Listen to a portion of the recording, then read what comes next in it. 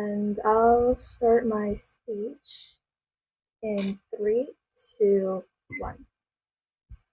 Remember that this is not a debate about whether academic streaming is possible, but about how academic streaming will bring benefits to both the educational system and the student. So it's about which side will actually bring a more beneficial and tailored education that exactly suits all students' needs.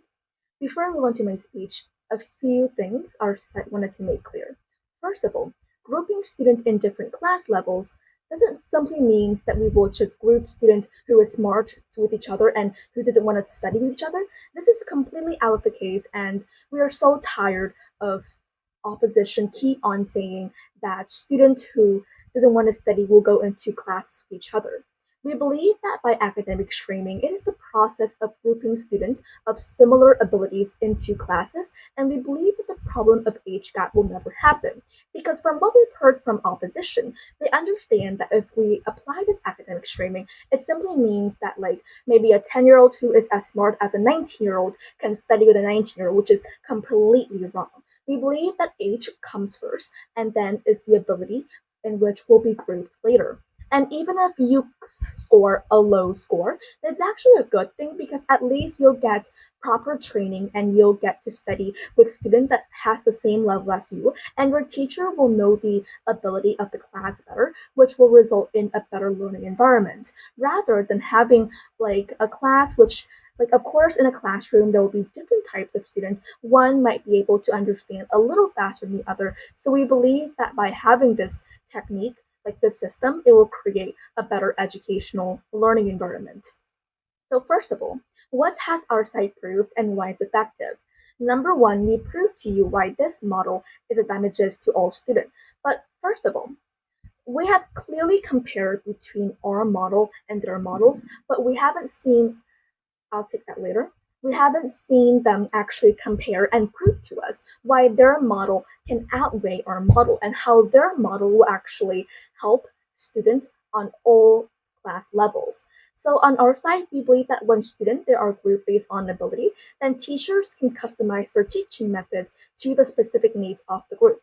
For example, like advanced students can be given more complex problems and faster paced instruction, and students who struggle can receive more focused attention and additional support. And even if on their side they prove somehow that in like a mixed approach classroom, struggling students can still face support, can still receive support and additional support from teacher. We still think that our site is actually better because we're separating classes, so students who are struggling on a problem can easily receive the teacher's help. Because in a traditional classroom where there are lots of types of students, teachers will find it difficult to focus on all students equally. And also, we also prove to you how this better prepare them for the future and make the teacher's job a lot easier, right? So now coming straight to the main clashes that we believe is important in this debate. First of all, the first clash is about confidence and motivation in student, which we believe that you're able to motivate the student more and make them more confident. Why? Before I move to this clash, I'll take that POI.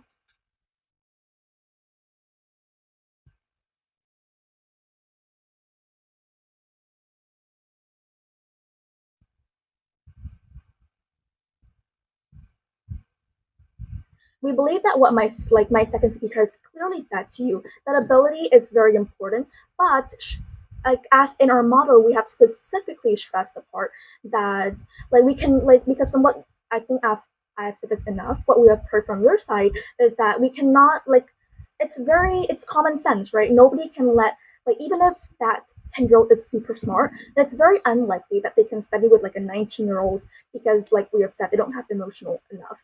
So there's no need to prove this any further, because when students like are placed in this kind of group, like let's take the Singapore system for example. We believe that in Singapore, their system, they have already approached this like method. And for example, like before students go to secondary school, they'll take a test in like nationally, and like if that student receives a higher score, then they can get to study with the student on their like at their own age with this like higher class levels. So moving on to the class about confidence and motivation in students.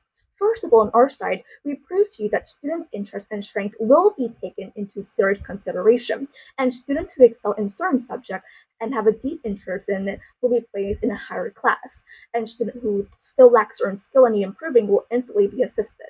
So students on our side will have more motivation to try harder since they are encouraged daily and set with tasks that are suited with their learning ability. So unless opposition can prove to us how students on their side can receive additional support, because always throughout this entire debate is that they keep refuting us without really comparing and proving that why their status quo is actually better. And we believe that the key to maintaining motivation and self-esteem lies in how streaming is communicated and managed, because if we foster and if we focus on growth and celebrating achievements at all levels, then the potential negative effects can be minimized. And we believe that a one size fits all approach often fails to address the diverse needs of students, which can be even more demotivating. Well, on their side, the biggest assumption on their side is that they said that students in basic class are students who are lazy and do not want to learn. The idea that streaming pushes all disruptive students to one class completely ignores the benefit of tailored teaching. Because when students are placed in classes that suit their ability, they're less likely to act out because they're engaged with the material at their level. And streaming doesn't create chaos, it actually reduces it by ensuring that students aren't frustrated by work that's too hard or too easy based on their level. And they also claim that students won't have motivation without students who are better than them. We believe that we don't need to actually refute this anymore because it's common sense, and imagine that you don't understand the knowledge as fast as your peers and your peers all do the homework faster than you. Of course, we don't think this is motivation. This is simply kind of demotivating you because you don't have an environment where you are controlled, you are paid more attention to. And also the second clash here is inequality. How can our side actually achieve better equality?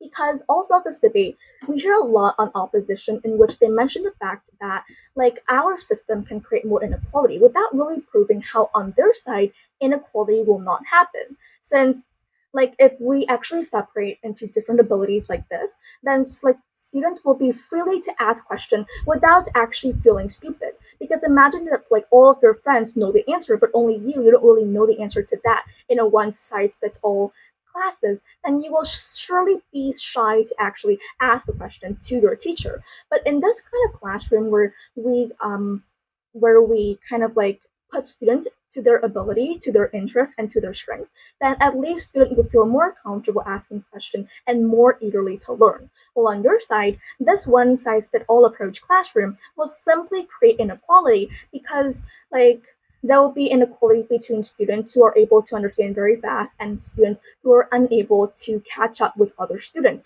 which leads to the education system will unlikely to produce better generation of students. So overall, we believe that on our side, the educational system will, if we adopt this, will likely to produce better generation of students because we focus on their strength, not on the one size fits all approach where it does not focus on every student's strength.